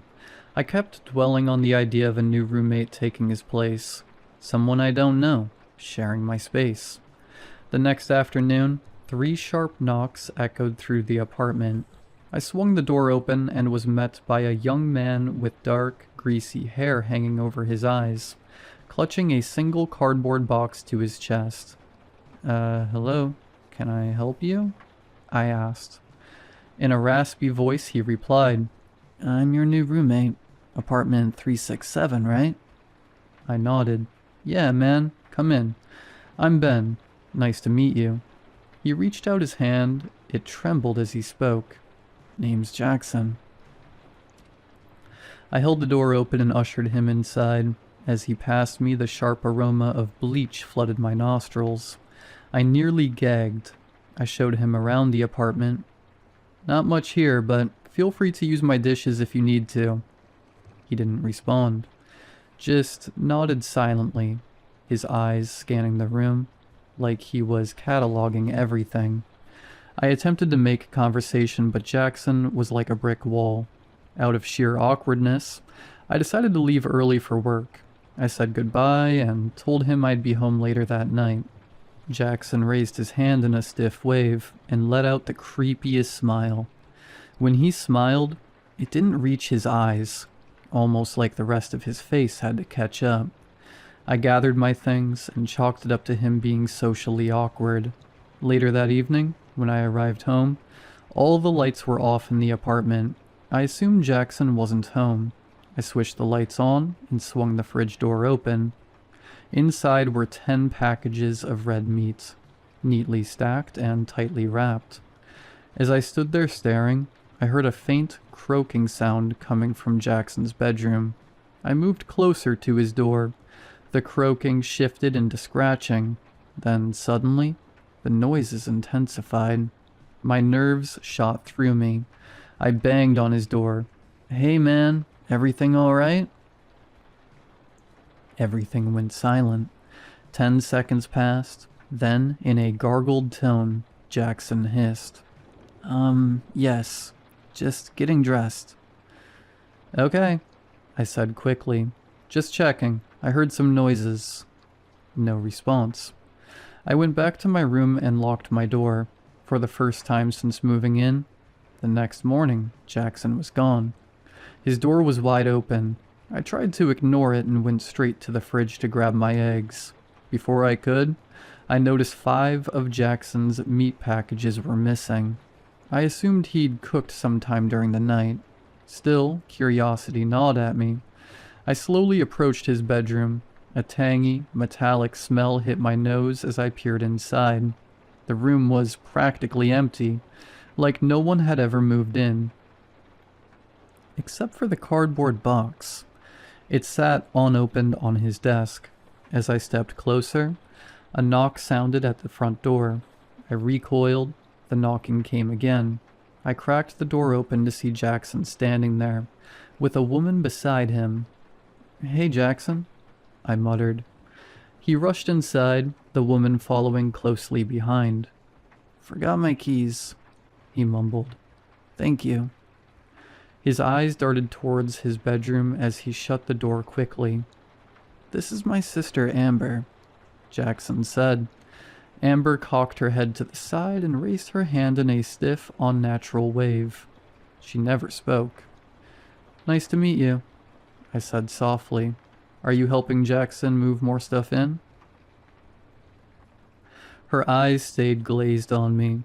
Jackson hissed. You didn't go in my room, Ben, right? I would never intrude, I said quickly. He nodded and pulled Amber into his room. He stared at me the entire time. I left the apartment soon after. That night at work, I told my coworkers everything. Kelly was the most adamant. "Ben, this isn't a joke," she said, gripping my arm. "You're uncomfortable in your own home. This guy's a stranger. Who knows what he does?" I nodded. "Did you hear about the student who went missing?" she added. My stomach dropped. "Who?" "I don't remember his name," she said, "but I heard the FBI's involved. Just trust your gut." The next morning, I decided I'd request a roommate change. When I got home, I went straight to my room and locked the door. Jackson was inside his room, as usual. Knock, knock, knock. My heart sank. Jackson? "Can we talk, Ben?" he asked. I'm about to go to bed. Please, it won't take long." I opened the door. Jackson stood a few steps back, smiling. "What do you want?" I asked. He sat on the couch, stiff and deliberate. "What makes your life?" he asked. I stared at him. "My friends, my family." He stared at me, never breaking eye contact. Then Jackson said, "Is that normal for most humans?" I looked at him perplexed. "What the hell do you mean?" His smile grew wider. "To stay under the radar, you must have friends and family." I was taken aback. "All right, Jackson, I've got work in the morning. Good night." He stood up almost robotically and headed toward his room. Before shutting the door, Jackson stared at me. "We are friends, Ben, right?" I nodded. He shut the door. The next morning, something felt wrong. Jackson's bedroom door was wide open. I don't know what came over me. Curiosity, fear, instinct. But I walked toward it. A slick, squishing sound came from inside. I hesitated. Then I looked in. Something was standing there, hunched over, trying to pull Jackson's skin over itself like clothing. The box sat beneath its feet. It twisted its head toward me in an impossible motion. I screamed and ran. At the front office, I told the woman my roommate wasn't normal. She forced a polite smile. "What's your apartment number?" 367. She frowned at her computer. "Sir, you were never assigned a new roommate." The police came, then the FBI. They told me Jackson was reported missing days before I met him. Then they asked about a woman named Amber. I barely sleep anymore. I'm still stuck in the apartment. I can't break the lease. Last night I saw it on the news. They found Jackson's body. His skin was missing.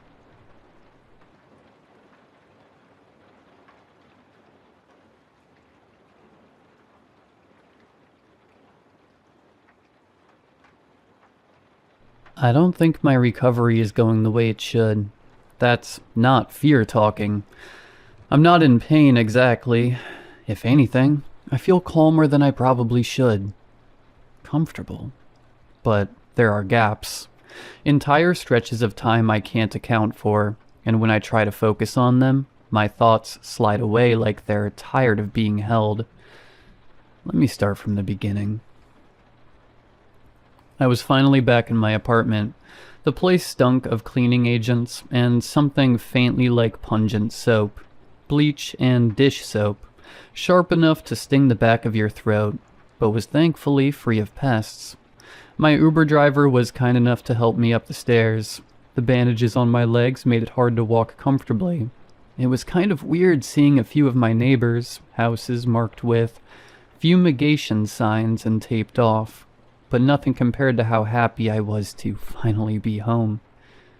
The couch was a sight out of a romance movie, compared to the stiff hospital cot I'd been sleeping on for the better part of 4 days.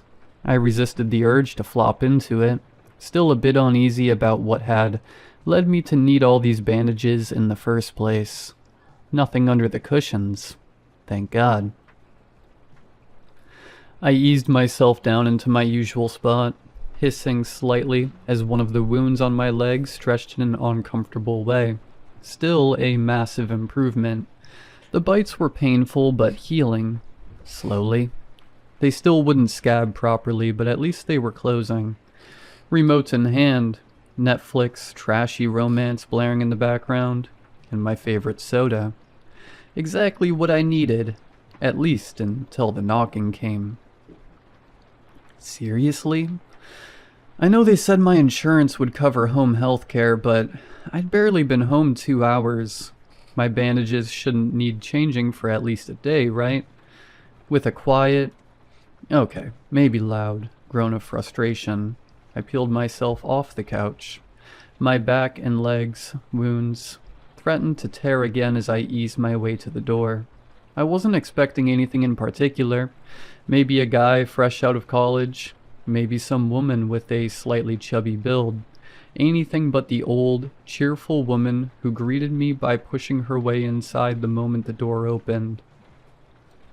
My, what a lovely home. Oh, but you could use some cleaning. Must be tough in your state, dear.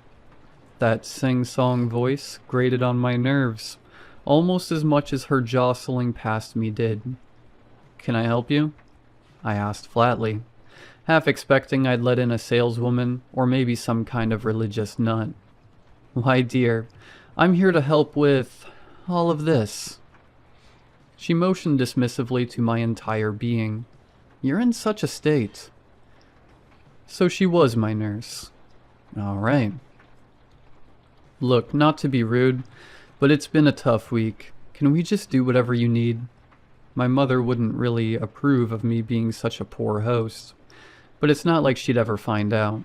The woman stood there for a solid beat, simply staring at me with that same cheerful smile you'd see printed on a metal tin of pancake batter. Take a seat, dear. Calm. Still sweet. Now, sitting I could get behind. At least I wouldn't have to worry about stepping wrong and hurting myself.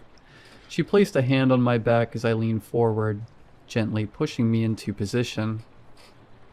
Somehow she avoided the wounds, and her hands were surprisingly warm. Now I'm going to grab a few things from my bag. You have a drink, yes? It's bitter, but it'll do wonders. She chirped as she moved with a slightly alarming amount of energy toward the door, retrieving the bag she'd left behind. It was an old thing, black faux leather, or maybe real, with a gaudy floral strap and way too many pockets. I was expecting something herbal, but instead she pulled out a standard orange pill bottle. She unscrewed the cap and shook a couple of blue-pink capsules into her open palm. Just 2 today, dear. We might up the dose later. I didn't think nurses usually handed out medication, but I reasoned the doctors must have sent her with it. I'd always been too trusting of people I thought were in the medical field. After all, that's what you're raised to do, right? Mom was always the one to comfort us during shots, saying, "The doctor knows best." Whatever was in that medication worked fast. The pain disappeared in moments, replaced by a looseness, a light dizziness. All the while, the nurse rested her hand on my shoulder and gently squeezed. I remember how warm it felt. Things got fuzzy from there. I know she applied some ointment to a few of my nastier wounds. We chit-chatted a bit, the usual stuff. Any new pain? Feeling tired? Having trouble staying awake? She asked gently. I told her I felt drowsy. She just grinned. That's normal. Means it's working, dear.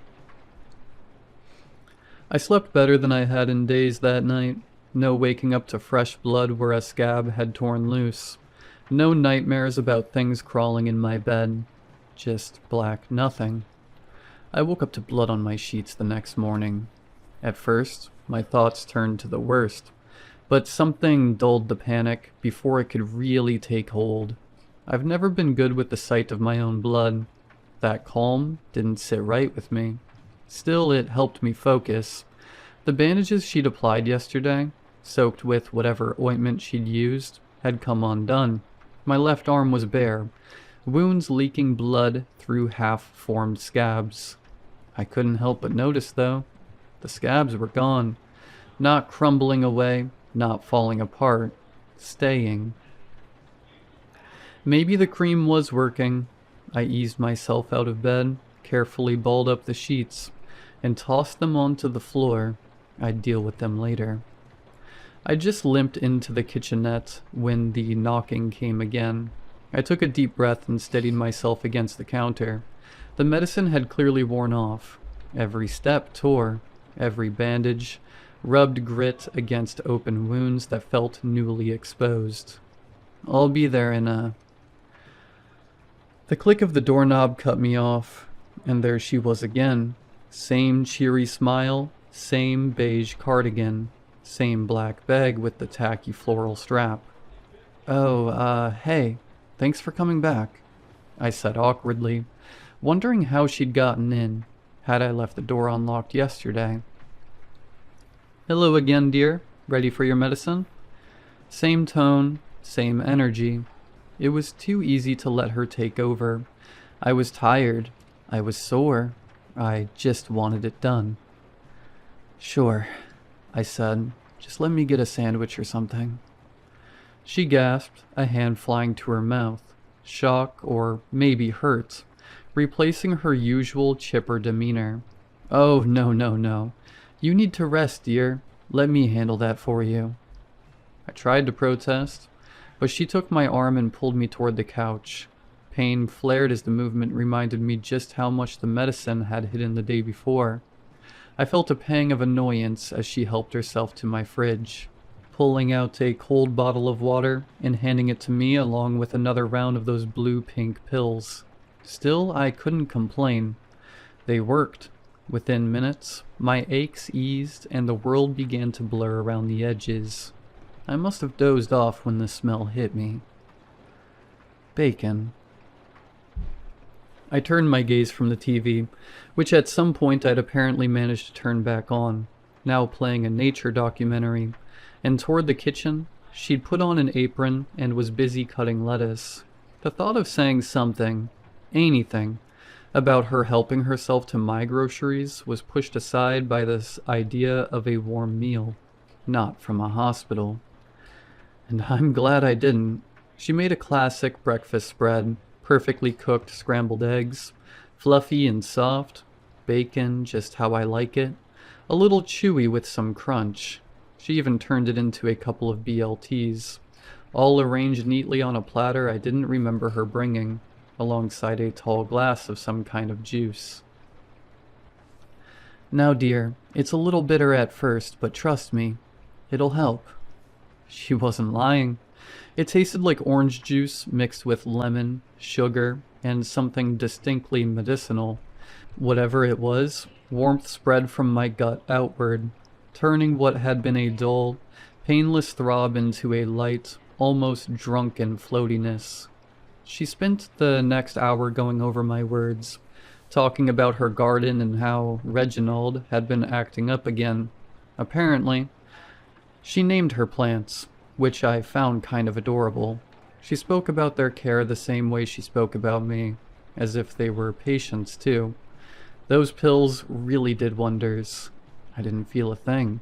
Not as she peeled away rust-red, crusted bandages and replaced them with clean ones. Now as she pressed ointment-slick fingers into open wounds. The scabs from the previous session were holding, but the skin around them had taken on a strange discoloration. I looked at her, vision blurred, the world soft. "Hey, is it supposed to be yellow?" She watched me for a moment, one eyebrow quirking up as she processed the question. Then that same reassuring smile spread across her face. "Why, of course, dearie. That just means the medicine is getting rid of all those nasty little toxins in your... Well, they're not really bites so much as openings." She paused, stroking one of my wounds perhaps a bit too long. It was odd. She looked almost loving as she applied the ointment, but not to me, to the wound. Then again, I wasn't exactly in the best state of mind. The pain might have been gone, but I was bone tired, drifting in and out of sleep as she tended to me. When I turned to look at her, she lifted her head to meet my gaze, still smiling. I woke up in my bed. New bandages, clean sheets. It was dark out. I must have slept all day. The thought of getting up felt pointless, but I tried anyway. No dice. My body felt unbearably heavy, and I let sleep take me again. I blinked, and the scene shifted. Daylight. The weakness was fading, my mind still foggy, but slowly clearing. What was happening again? I still couldn't get up. My head tilted down to look at my body wrapped in bandages, but something felt off. Or rather, smelled off. Urine. And something else. Sour. Stale. I'd messed the bed. I couldn't feel it. I was vaguely aware of dampness, but my sense of touch felt distant, like my body belonged to someone else. The door creaked. I would say I tensed, got tight. The fear was there, but it just wasn't latching. It was like something wasn't firing in my brain, not letting the fear fully kick in. Fingers. Fingers I recognized. Old, wrinkled, gripped the door and slowly pushed it open, allowing my nurse to poke her head into my room. "Oh dear, I'm sorry. I shouldn't have left you so long. I had other patients, you see. Reginald really was acting up today. Didn't want to take his medicine, you see." She began to ramble, walking up to me and flipping me over as if she'd already done this a dozen times. She cleaned me, changed my sheets, gave me some kind of injection I barely felt. "Sadly, you can't really drink like this." She paused, looking almost regretful, or maybe just concerned. She took my limp hand in hers. It made me realize how cold I felt. She turned to look me dead in the eye, cheer returning to her demeanor. "But don't worry, dear. I've got you." It's been like this for days. I get my sense of touch back from time to time. I've written this in pieces. She says I'm straining myself too much, but she's just being nice. I don't really want her to leave. She's so nice, but something's wrong. I don't know what, but this isn't right. I got a text saying my insurance wouldn't cover the home health care. How nice of her to do this in her free time. She has to be a volunteer. How else would she know to come? She mentioned that Reginald had been doing better in the last couple of days. Something about me helping him along. She says this is all part of the process. All part of how she helps us get better.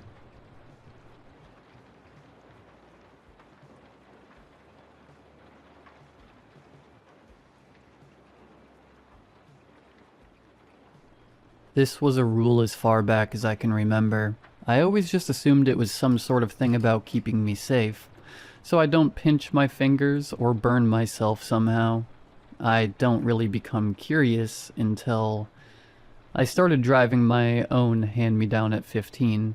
Whenever I turned the key in the ignition, I heard laborious wheezing briefly before a low humming and a grunt. When I put it in drive and pressed down on the gas pedal, the car would begin to moan as wet tearing and mechanical snapping resonated loudly. It wasn't until I rode in friends' cars that I realized engines don't breathe like mine did. At that point, I only ever really rode in my parents' cars, and my own when I practiced driving. When I asked my dad about it, he was livid. I thought it was just a mundane question, but his face turned beet red, and he told me to never speak on it again, to drop the subject. I thought for a second that he would slap me across the face. Needless to say, I kept on driving without popping the hood, scared of the consequences. But I couldn't help but feel curious when I heard faint knocking sounds. Sometimes the AC sounded like it was slowly dragging air back into itself, ragged like a malfunctioning part. My friends would comment on it. They thought my car was broken. Some found it creepy. They didn't ask me to drive them around much. Help me. Help. I heard it at a stoplight one morning while driving to school. It was faint, so quiet, I almost couldn't hear it at all, but it's what pushed me over the edge. As soon as I parked, I pulled the lever under the seat and heard for the first time the pop of the hood. I got out and squeezed my fingers under the metal, preparing for whatever may lie under. I looked around briefly to make sure no one was near, and I began to lift up. As soon as I started to lift the hood, I heard a loud, pealing sound and a cry. My stomach turned and I continued my effort. I ignored the sound and jerked it up the rest of the way with a sick tear. The sight sent me reeling with nausea. A man. No, more like pieces of a man were scattered throughout a disgusting, bloody amalgamation of flesh and veins and unrecognizable bones. Long fingers jutted out randomly, moving spastically, blood under their worn nails. A single, fleshy pink exposed lung expanded and contracted with terrible, ragged breaths. Metal tubes and wires and gears interrupted the mass, ripping through the flesh, leaving charred skin in places and intersecting at odd angles. Then I saw the face. It was stretched out, close to ripping apart. 2 eyeballs were stuck open, bloodshot red with black soot, tears staining the skin around them. The nose was more like 2 open cavities that mucus bubbled from. The mouth was stretched open like the eyes, and the inside was stained black along jagged and broken teeth. It began to scream something awful. My grip slipped as I fell to my knees. The hood slammed shut, and I couldn't stop myself from heaving up my breakfast onto the pavement. My world was spinning. I went about my day without really being able to focus on much. The sight of the car had me shaken to my core. I was terrified when school let out. I'd have to drive home. I sat inside the car, my fingers tingling as they held the key right at the ignition. When I gathered the courage finally, I turned the key and I was met with the familiar grunt and wheeze followed by bones snapping and flesh rendering as I drove it home. Oil. I need oil. The death rattle beckoned from the AC vent. I tried to ignore it the best I could. Please, God, please. It was too much. I raced the rest of the way home, and my parents were both gone still. I searched the garage for oil, eventually grabbing the container and heading back to my car. I popped the hood, the sick squelching loudly entering my ears. Oil. The mouth opened as wide as it could, a putrid rotting odor emanating it. Its eyes were crying black tears. I unscrewed the lid and, with trembling hands, began to pour. The thick, yellow fluid began to flow into its mouth. I gagged as I watched the mouth guzzle it like a thirsty dog. It trickled out the sides of the mouth and coated the cracked teeth. I stopped pouring once the tears stopped flowing from its eyes. I shut the hood and carefully put the oil back in its place. This routine continued for the next week. All the while, I never confronted my dad, fearful for his response. The engine would speak to me occasionally, making requests like turning the AC down or slowing down my speed. I obliged. One night, I sat with my parents for dinner as they joked about memories from my childhood. My mom grabbed a photo album and started pointing out embarrassing kid pictures of me. My blood ran cold when I saw a familiar man in a photo holding me as a baby. Who's that? My fingers trembled under the table. That's your Uncle Tommy. He was your father's brother. My mom responded. My dad smiled a half smile that seemed to hide some other emotion. He passed away when you were real little. Oh, I didn't know that. My fingers dug into my thigh. How did he die? Colon cancer. Sad thing. Same thing that got your grandfather. He frowned a bit and stood up from the table. I think I'll excuse myself. Those photos are great, hun. He squeezed my mom's hand and left the room without another word. Don't mind him. Of course it's a touchy subject. She smiled at me and showed me more photos. I resolved that I needed to see what was inside my dad's car. I waited for the night to settle in, and for my parents to sleep. I grabbed my flashlight and the keys from the front room. Outside in the cold darkness, I quietly unlocked his car and pulled the lever, releasing a sick, cracking noise as I did. I trained my flashlight on the hood, and I steeled myself before lifting it with a swift motion. The rotting stench of burning flesh and oil hit me hard. The flashlight made the blood and mucus shine back at me. The man-engine hybrid groaned at me, gray hairs and wrinkled. Greenish skin wrapped around its face. I knew this man. This was my grandfather. I recoiled and dropped the hood back down. "What are you doing?" The voice echoed from behind me, scruffy and demanding. I saw the shadow of my father against the hood of his car. I turned to face him, my spine like jelly. I shuddered. I couldn't think. "You know I told you to never look there, right?" He grimaced. "Always the curious type, just like Tommy." I tried to back up, but I ran into the car. "Someday it'll be me in there, you know. Someday your mother. And eventually, it'll be you." He began to step away from me. "I tried to warn you, son. Don't go telling anyone about this, or your time will come sooner than mine." He turned his back and walked back inside. My chest felt tight, and I was left cold and confused. I went inside and laid in bed, unable to sleep. The image of my grandfather burned forever in my vision. I shouldn't have written this. I know what he said would happen if I did. But I can't keep this secret. The burden is too much. It's only a matter of time before I become one of them. And when it does, I need someone to know what they're driving. What's really under the hood.